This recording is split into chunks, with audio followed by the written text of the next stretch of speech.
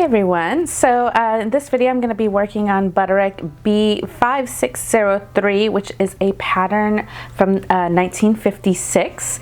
This is actually going to be a collaboration with Miss Allie J. If you haven't already seen her blog about this dress, that'll be in the links below. Her version is a rose brocade, but mine is a beautiful silk dupioni. I also used silk charmeuse and silk organza, and the dupioni is actually from Britex Fabrics. Actually, all the items in this video are from Britex, which was kind enough to donate this for this project. To start with, what I actually I kind of did things a little bit differently than the Butterick instructions. I underlined everything. So I cut out underlining fabric first as for my pattern piece, and then used that as a guide to cut out the beautiful shell fabric, the fashion fabric. Now, I wrote actually a set of directions for this in case you've never done this. So what you do first is you pin your main pattern piece to the underlining fabric. You cut out the fashion fabric using that as a guide, and you'll see me go through the different steps here. If you'd like to try this technique yourself for future projects, definitely recommend checking out the description below. I have a link in case you wanted to get a little printable in case you'd like to do this technique. So you actually based everything in this step, including all the pattern markings, which I actually marked on the underlining fabric. Also for this piece, I did a bunch of reinforcements at all the bias edges, so that included using silk organza throughout. So in this step here, I'm actually tracing out my pieces of silk organza. I did all my strips at 3/4 of an inch. Cut them out with pinking shears just so that they wouldn't unravel as bad as when I was working on them.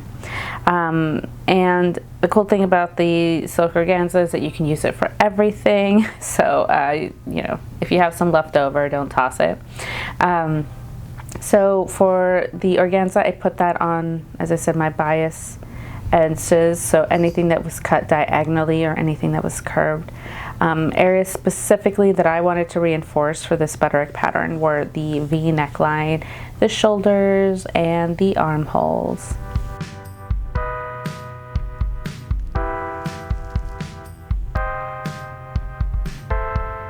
Cool, so here you see it all pinned in place, and then what I did was just stitch it all in there within the seam allowance, just so that it would stay there, and it really helps to avoid any warping.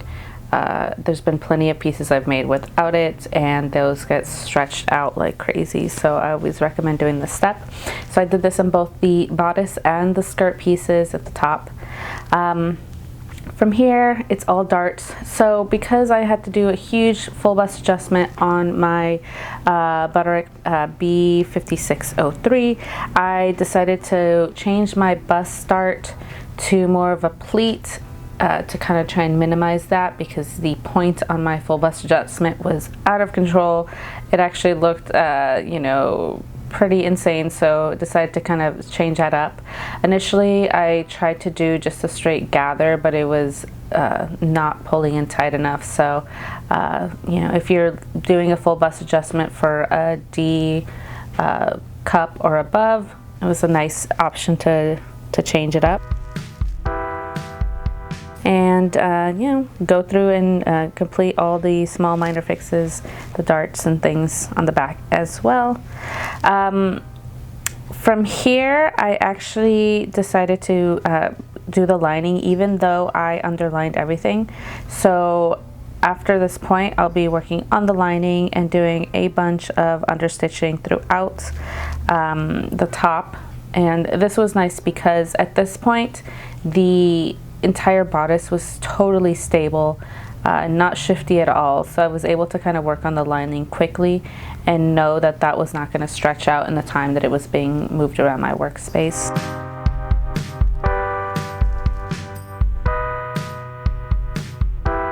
But here I'm working on the underlining. If you've never done it, I may do a little PDF download on how to complete this.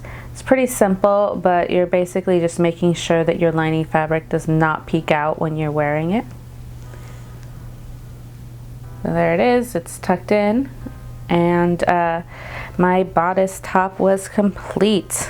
In this next shot, you'll actually see the version that Allie did, which was version A of this particular pattern. Looks great on her, scoop neck, very different than my V-neck, but the skirt pieces are actually both the same. So from here, if you're working on version A of this pattern, it's kind of the same steps.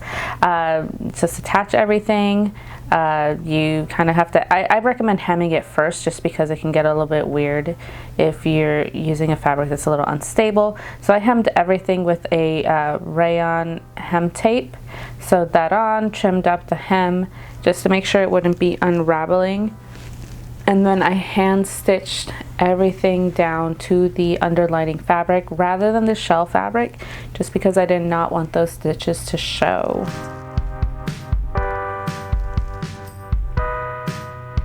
So once the hemming was about 75% done, I actually attached it to the bodice, making sure to line up the darts and the side seams and everything with the seams on the gored circle skirt. You can see that everything lined up beautifully, which I was really happy about considering how many adjustments I'd done. You can see it's a little bit much on the table as I'm sewing it. It was a lot of layers, especially with the silk organza along the waistline. But at least I knew that that stuff was not going to budge or stretch out whatsoever. And this shot, I am catch stitching the lining on the top to the side seams. I wanted to use a catch stitch just because it was flexible, and so that lining could kind of move around just enough to not be pulling very weird. Hanging everything up for a moment and double checking that everything lines up with the side seam, because the next step is the zipper, the final step of this dress. So first thing I did was again use that silk organza. If you go through the PDF download, you'll see this technique there. So I tacked in some silk organza along the side seams of where the zipper was going to be placed that would stabilize it. Then I pressed everything back where the seam allowance would be, pinned everything shut, and then I did like a quick slip stitch to close that seam, just to make sure that it wouldn't wiggle as I did the next steps. This would just make sure that when I flipped it over and I placed the zipper over where it's going to be inserted, you know, that seam would stay put. Now, I don't normally put in zippers this way. This was actually just per the directions without, you know, the extra prep work that I did. But this seam and the zipper seam is just a kind of a separating one. It does not have, you know, like an overlap. Anyway, so at this point I'm pinking the zipper into place, which is a super vintage technique. You don't really see it very much, but to be honest, I kind of like it just because it makes sure that I have control over it. And here it is, the completed dress. It's beautiful. And this is Allie's, so definitely check out her pictures. And thanks for watching the video.